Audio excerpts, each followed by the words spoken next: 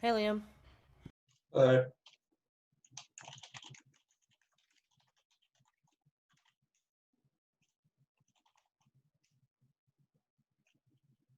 just give everyone a few minutes to get here.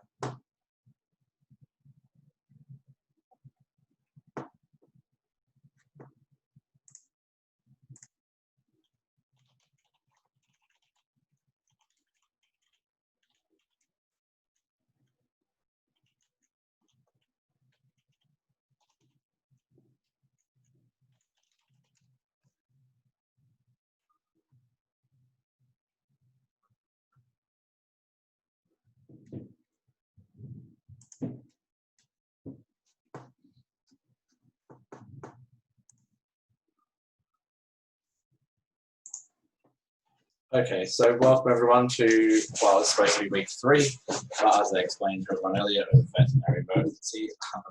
Bang on 7 o'clock last week, so I had to quickly run away. I apologise for that. I don't cancel sessions very often. So this week is all about note-taking.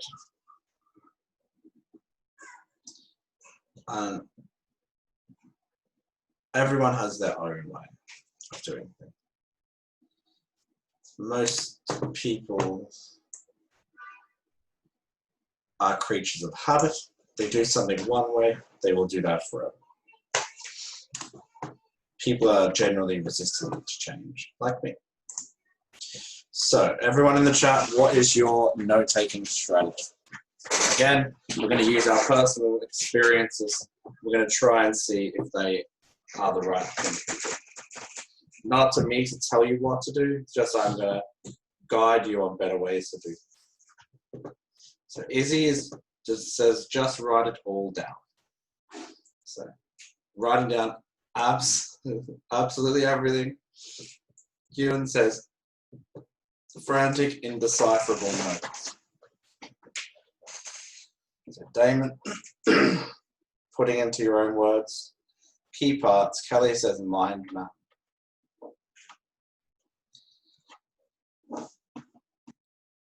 Mine used to be just copy down the lecture slides word for word whilst you're just listening to what the guy is saying. If it was a textbook, it was rewrite the textbook word for word. So Anna says use shorthand, so increase efficiency. Ali says include examples and whatever topic it is, and I can usually decipher what the concept is from that.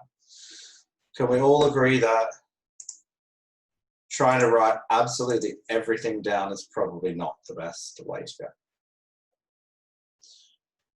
Being disorganized and writing things everywhere. I have a whiteboard behind me that has all my to-do stuff on it. If I don't put it on there, I'd lose it. I write on a piece of paper and it disappears. And we'll go through the various strategies and ways to improve note-taking, whether it be from your teacher, whether it be from a textbook, whether it be from any source. And a couple of, so at least as I change systems so much because there's always a better way, right? You pick one idea and then you go, no, I don't like this way, and you change it. Oh, bless me. So consistency is important. So, who was it that said frantic, indecipherable notes? I think that was you.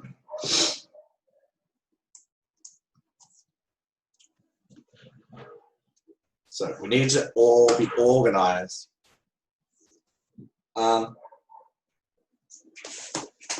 I think I've got about 6 notebooks on my desk, all with crazy ideas filling them. And it's not very organized. Whereas my wife has one notebook, it's got parts of it for each thing that we do. Whereas I find that to be boring. I have a crazy idea. I just want to write it down somewhere. I don't really care where it is. Anyone else like that? I just want to get it from my mind onto the paper.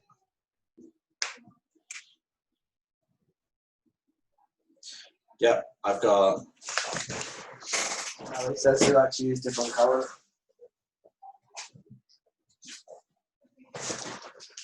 Got 4 different colors. My crazy ideas to whiteboard.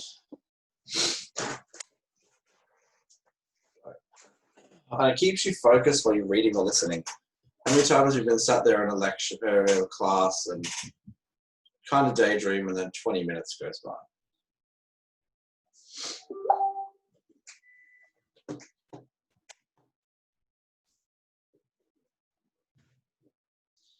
All of a sudden, the class is over, and you're like, "Oh, I didn't actually take anything." So it's important to keep us focused on what we're doing. Keep a record. How many times a week do I ask students what their teacher went through? And they can't tell me. A lot times a week. So allows us to pick things out that we might not understand. So if you're writing notes and you don't understand something, you can put a little note there to come back to it.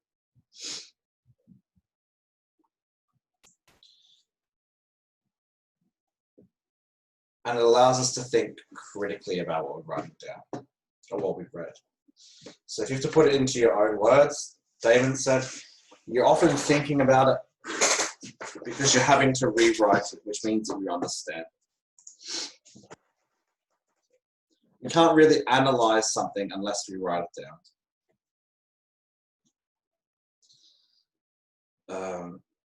Who's read a textbook chapter front to back without writing anything down, just reading it? Did you take much in?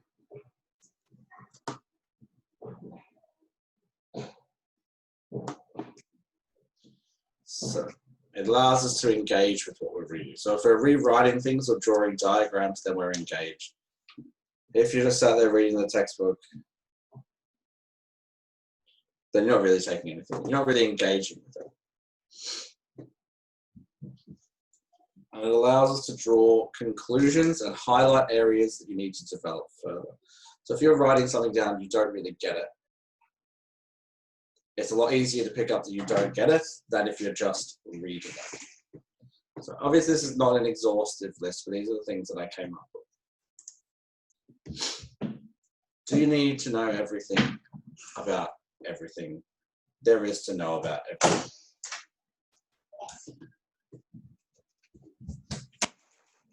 Sorry, toddler baby.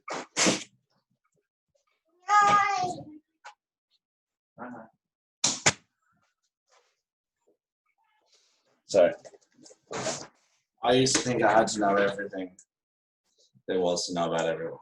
And obviously I did, because I know everything. But no, you do not need to know everything about it. If you try and learn everything about everything, you're going to crash and burn.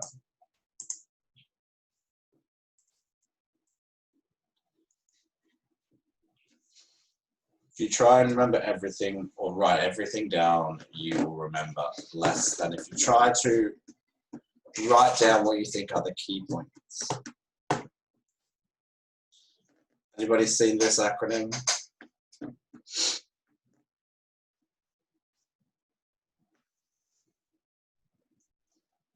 Keep it simple, stupid. Anyone that's had tutoring with me will know that. You write down the simplest. So keep it simple, stupid is basically just a way of saying don't make things more complicated than they need to be.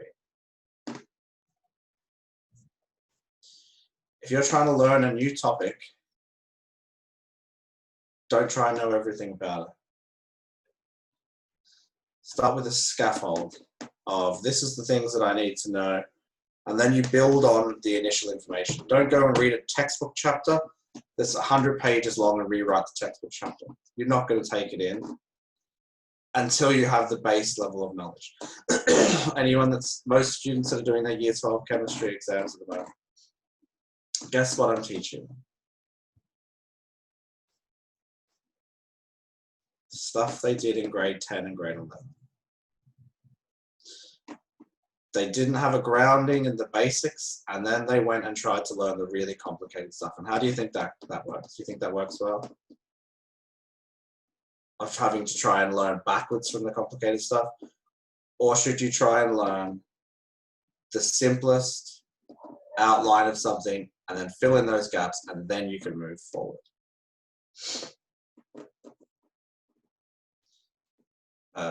Especially for the sciences, and I guess I always focus on that because that's my area, science and math, is that you can't possibly know everything about everything. And you can't learn all there is to learn in one go.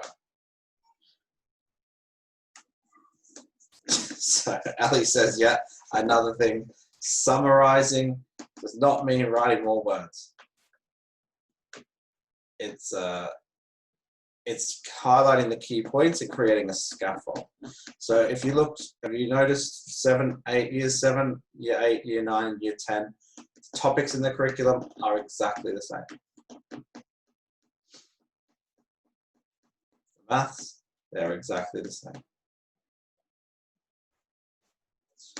But what they do is they build on the scaffold built by the previous year. So by the time you get to your senior year, which again is virtually the same topics for year 11 and 12 in the chemistry, biology, or physics, then you're building on the knowledge that you should already have. If you get to grade 11 and you try to learn everything without having that basis, then people really struggle. So keep it simple. Learn a topic in a simple way first. Learn the very basics you need to know, then go to the next level, and the next level. That's how your curriculum works. Less is more. Anyone heard that?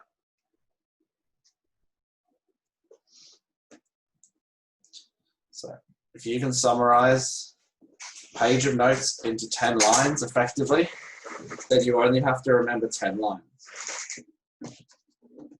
Yeah, don't worry, Izzy. I'm very much a hypocrite with this. I'm not very good at note taking. I know the difference when I don't do it because I don't take anything out. I don't take anything in. If I do it, my brain, it's pretty much. You'll notice that the more anxious you are about a topic, the more you tend to write down.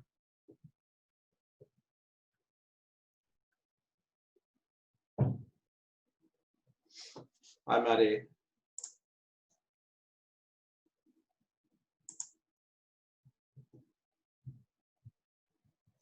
So we're just talking about note-taking this week. It's being recorded so you can watch the first 15 minutes. So less is more. What you'll find is the more anxious people are, and again, this goes back to week 1, is making sure you're mentally healthy before you try and study. Because if you are anxious, you will try and learn absolutely everything because that's what you think you need to do. When in reality, if you do smaller chunks and focus on things like the learning objectives that we talked about last week, focus on those and then build on there, or pick out the main headings and watch YouTube videos, and a variety of sources is always good. And just don't try and write everything, because you'll just end up making yourself more anxious about it. Because then you go, oh my gosh, I've got so much to remember. I don't remember any of it. Now I'm going to write down even more, which means I have more to write about. It's this vicious cycle. So, would you rather work smarter or harder?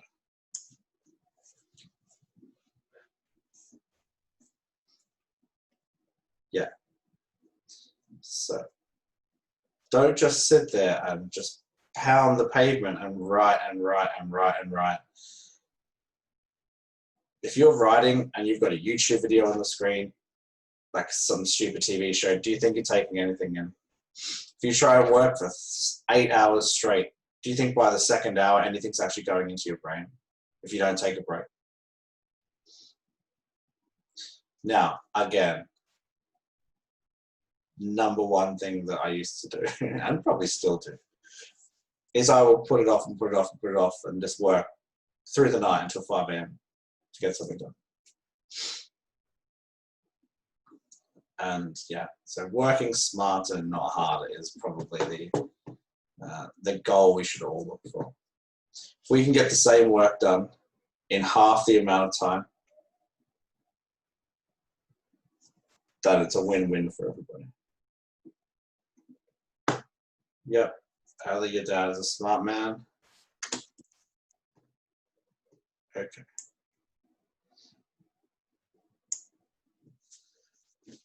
So when you're taking notes from your teacher,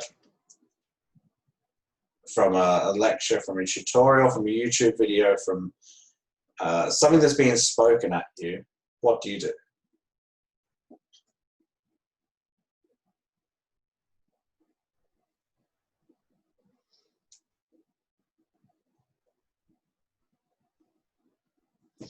So Izzy says watches it back a few times. Ellie says write it all down. So I just have to think about if you think it's effective or not. I used to rewrite, or actually just word for word, the lecture slides, because that's what I thought I had to do to pass.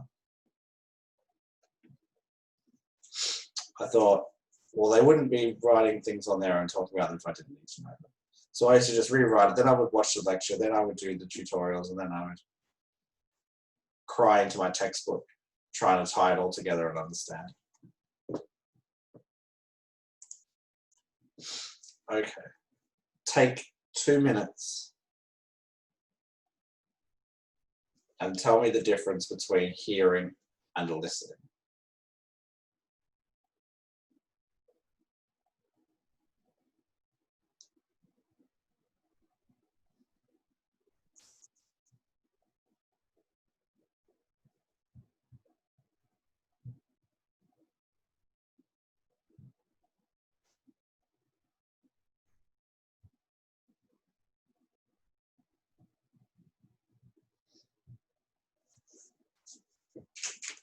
So Izzy says, hearing is understanding, listening is just words.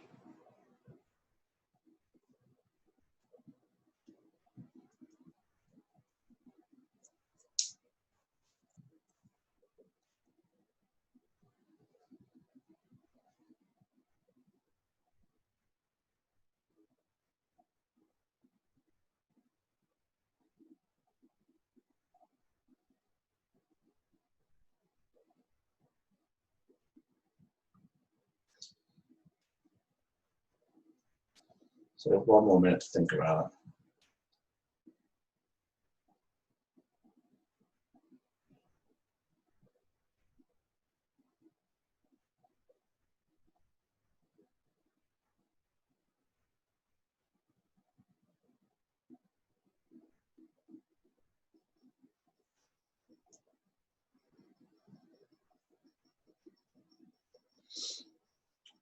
Okay, so Kelly says listening is focusing, analyzing is understanding. So hearing something is you're listening, or we're hearing sound. So we can hear the teacher. But when we listen, we're listening for ideas, not the words. So if you try to take down every word a person says, you're going to miss the idea or the concept behind what they're saying. So we hear someone, we can hear that they're talking, we hear the words, so we write down the words. But usually, what do most people do? They read off the lecture slide. That's why I don't use them, because I think lecture slides, I think they're dumb. Unless for like visual stuff. But as you probably realize, I just like to talk. I like to sound my own voice, so I don't use them. So, but they just basically say what's on the lecture slide. So really, there's no benefit to just trying to hear them. But when you listen to them and you listen to someone and you read between the lines and you look for the ideas or the concepts that they're talking. So that's a big difference.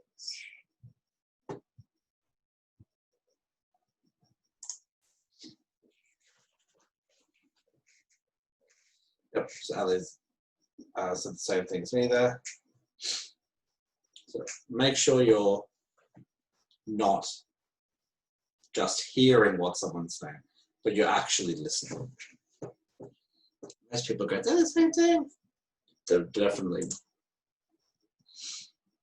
So this, copy this down, every couple of minutes, copy this down on paper. I am big on writing things down. I don't believe that iPads and computers are an effective study tool for anything other than just things that require a computer. If your exam requires you to write things down, then you should be doing everything with pen and paper. When you get to uni and your exams and assignments are all online, it's a bit different. So your useful notes should have key concepts and main points. Examples. Highlight things you don't understand. So new words and what they mean. And what is the context of those words within the key concepts and the main points. So again, if you're reading something on an internet website that you want to use in your assignment, then you should note down the reference. And what people don't do, because people don't like admitting that they can't do something, is admit when you don't understand something.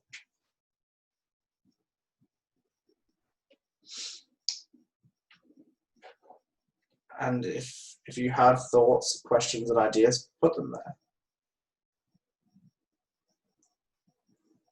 So these are the 6 main things that your useful notes should have. Feel free to tell me if there's something else you think should be in there as well.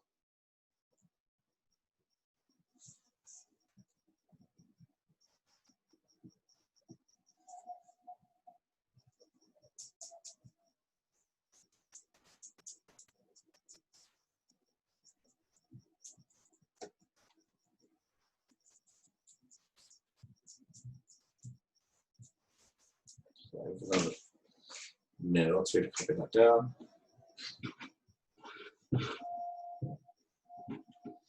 So, I'll give everyone 2 minutes to write that down.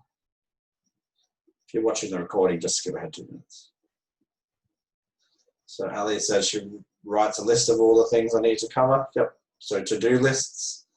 I think we discussed to-do lists last week, and that small manageable lists are far more effective and efficient than trying to do everything. Because what we tend to do, well, I do anyway, is we go to the easiest things on the list and do those first. And the things we want to avoid, we just don't do. Or we push them back, and then they get more anxious, and then it becomes more of an issue.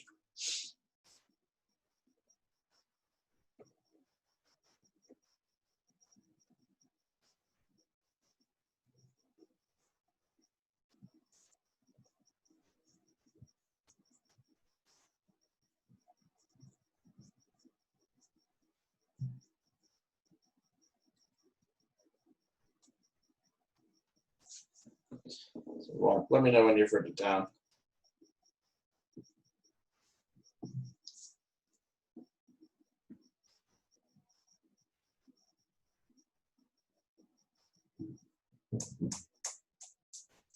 Just let me know in the chat when you've written that, copy that diagram down.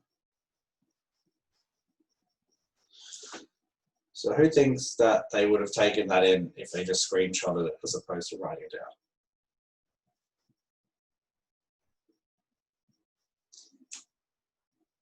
biggest gripe when I do my awesome whiteboard drawings. So someone takes a screenshot. Not because I care that they're screenshotting, but there's that connection between your pen and your mind, right? When you're writing, when you're drawing pictures, you're drawing diagrams.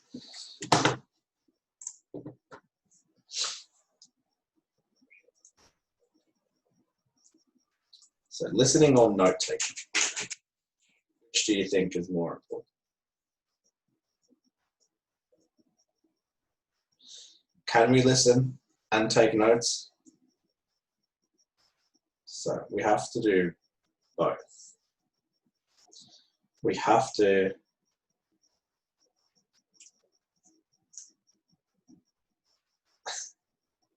thank you, I was very confused then with what you wrote. I was like, oh.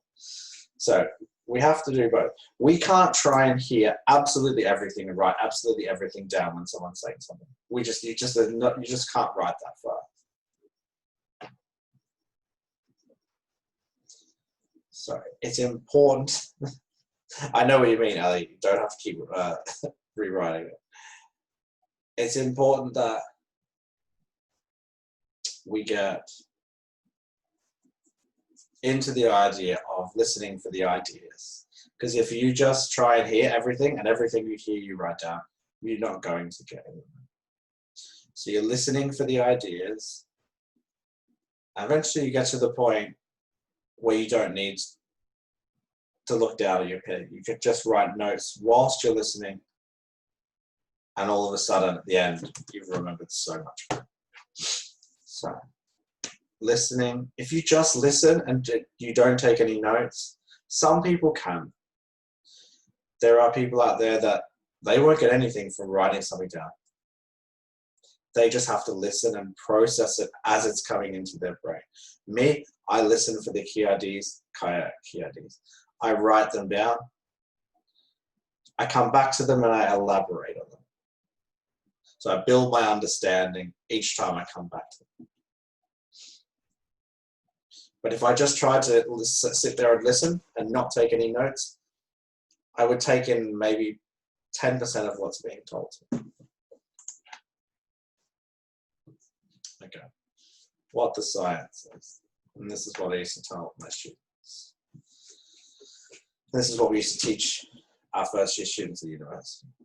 Clear and accurate note-taking. So, Ewan, do you think madly trying to scribble everything down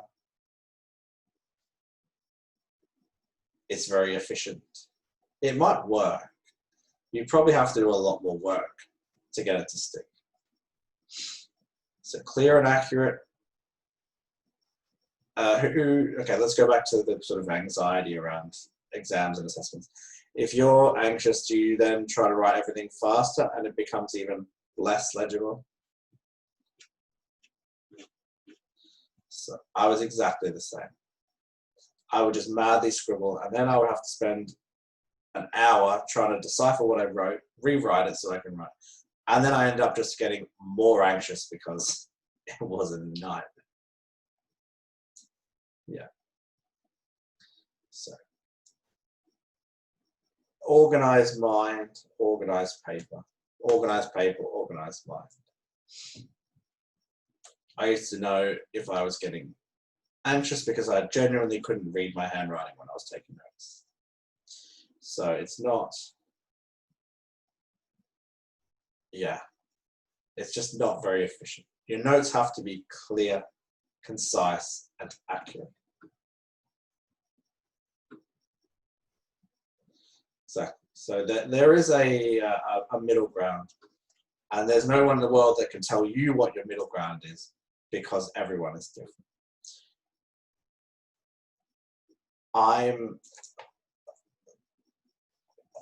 What's the word? Different kind of brain. So I'm not really hearing a person. If you said to me, what did that lecturer say? I wouldn't have any idea. But I'm just trying to pick up on what they're trying to say. What's the concept? What's the, people think it's really rude because I really wasn't listening to you. I wasn't hearing you, I was listening. And then that comes through in your writing. So if you're just listening for key concepts, you sort of just stay here like this, and you're writing down, taking notes.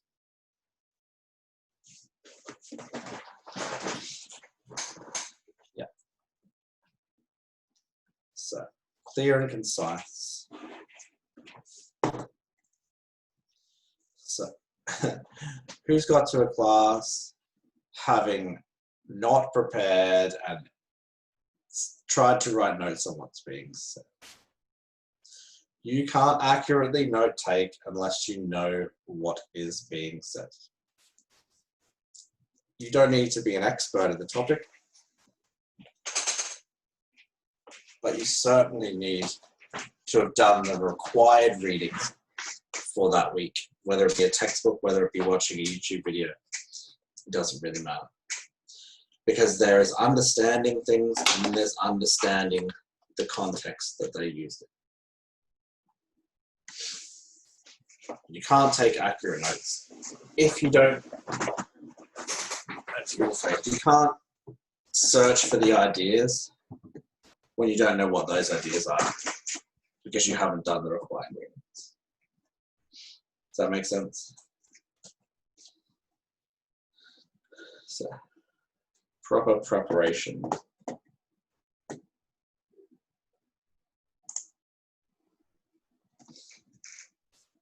Who's sat in a class or done an assignment or done some task, and then you compare with 3 of your classmates and you've all got different ideas?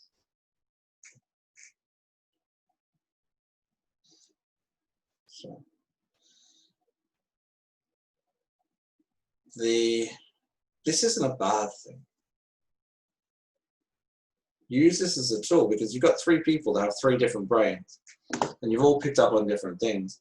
And do you think that's a good tool to have and go, okay, I'm going to compare the 3 notes. What did I not write down? What did they write down? So, what did I write down that they didn't? Why didn't they? And it gives you a broader picture. So if you ever in a class and you sat at a desk, compare and contrast your notes. Don't compare and contrast your assignment answers, because it's plagiarism. But just your notes and your ideas and what did that mean? Sometimes for people, you look around and you're like, what the heck is this teacher trying to say? And it's important to, if everyone in the class is confused, that means they're not a very good teacher. But often if you're confused, someone else would be able to go, actually, here's what I got. And then you go, duh, obviously.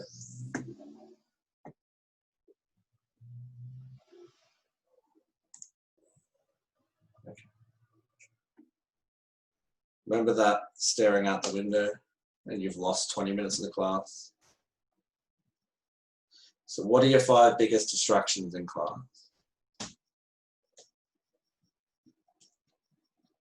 Screens. I'm my biggest distraction, that's for sure.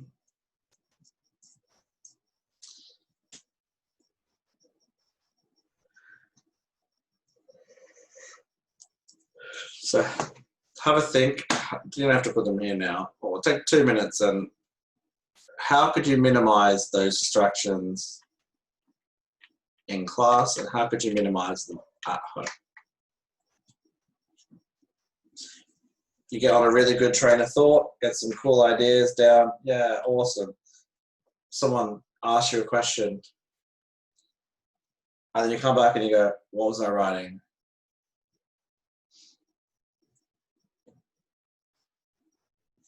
So if you're going to study or listen to a class, tell everyone to go away. And that's why working in those small chunks of like 15 minutes can help you here. So let everyone have a think for another minute.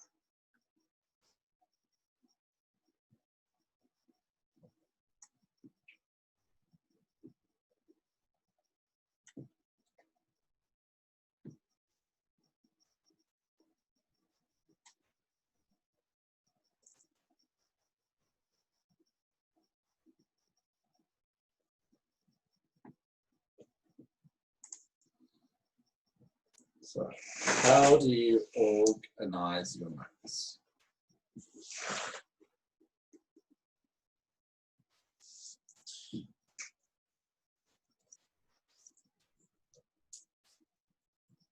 How can we organize our notes?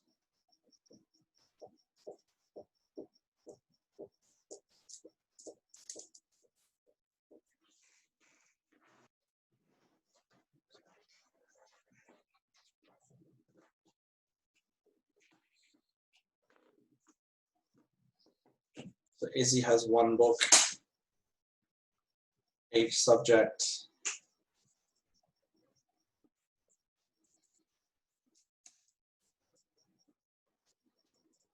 So I think Ali has a very similar brain to mine. Put the notes everywhere. Any time you have a brainwave, write it somewhere and you'll find it later. So one book for each topic. I would buy notebooks and then I would forget to take one to uni one day and then I would just buy another one or I'd grab the other one from the other subject. And by the time I got to the end of the semester, I didn't know where my notes were. No idea where my notes were. I would just find sporadic chunks. So I talk about efficiency and which is really based around time. So whatever method leaves you with the most amount of time to effectively study is the best method for you.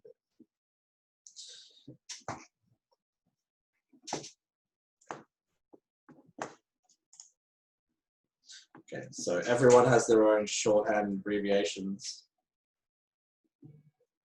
and the symbols. Don't write down every single word that is said. Use shorthand, use abbreviations.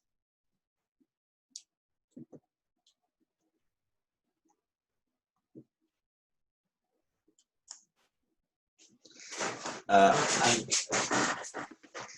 the next day, 24 hours later, go back and reread them. Because sometimes it takes a while for information to sink in. So you go back and reread them 24 hours later and you go, oh, okay, yeah, cool. I understand all this now. It's easy. Or sometimes, again, anxiety will affect your short-term memory. So around exam time, if you're trying to cram last minute, you typically don't take in as much information.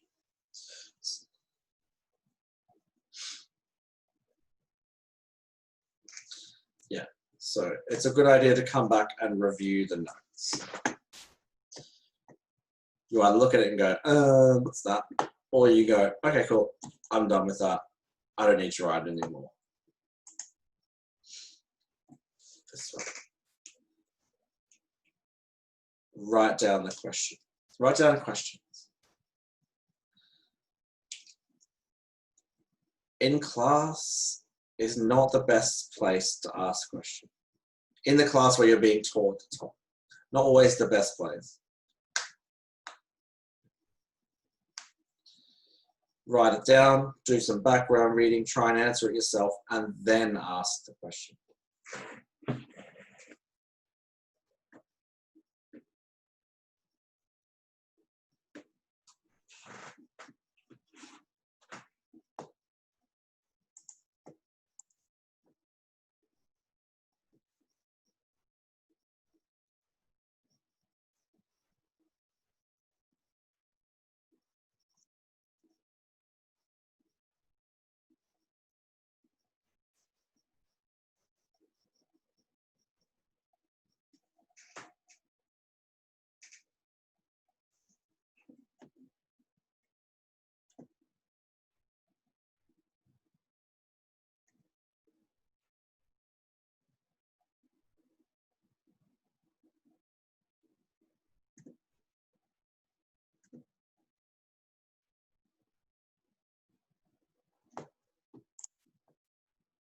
Okay. Don't take notes on your laptop.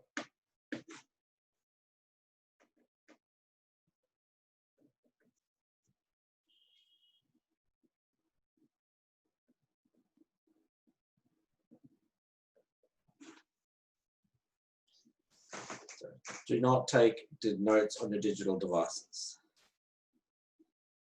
If you have to write by hand, guess what you do? You're more selective about what you write.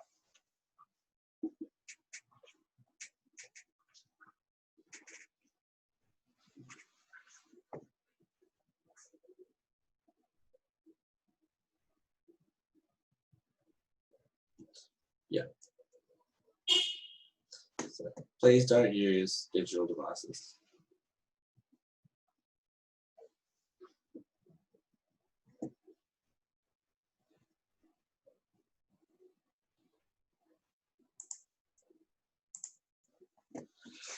So don't try and read the PowerPoint. We can only devote so much memory to learning something at a given time. If you just read the PowerPoint, you can't take in what's being said. So we call it the redundancy effect, where our cognitive load is taken up by reading the PowerPoint. That's why I don't use it really. When your cognitive load gets too high, you're trying to take in too much, you actually remember less.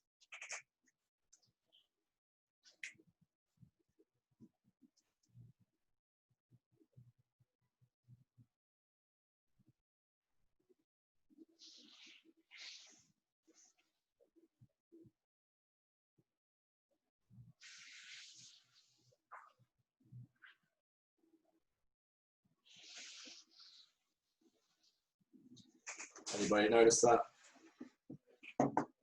Like you try to do too much and you end up remembering even less. So a couple of different methods actual methods for note taking. So the outline method. So we have subheadings. So the top heading, it's not really appropriate for the maths and sciences.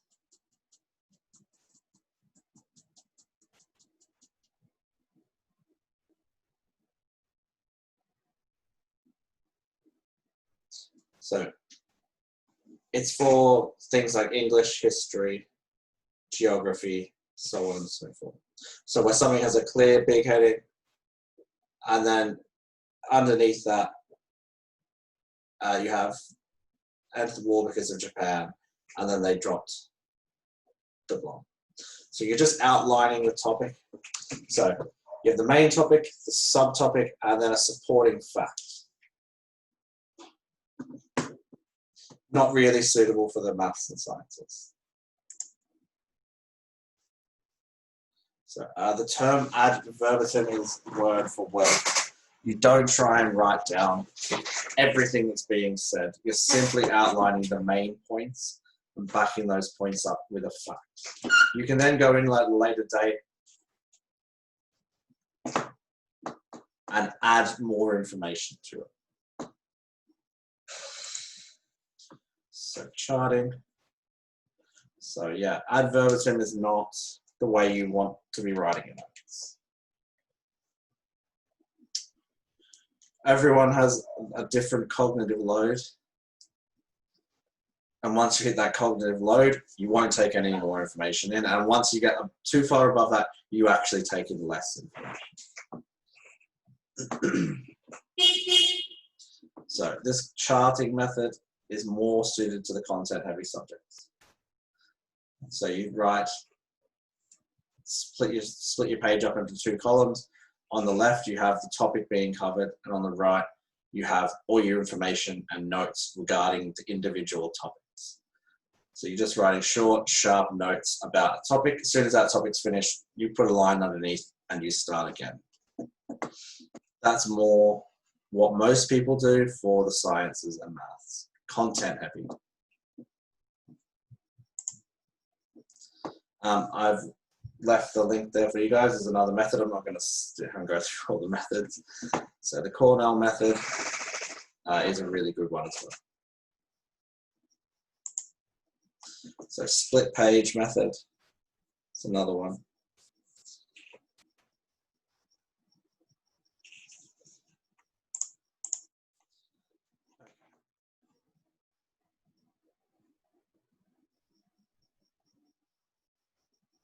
Who feels like they could go away and make some positive changes to their note-taking? Maybe reduce their stress around it a little bit. Who feels like no matter what anyone says, they're going to keep doing it the way they do it?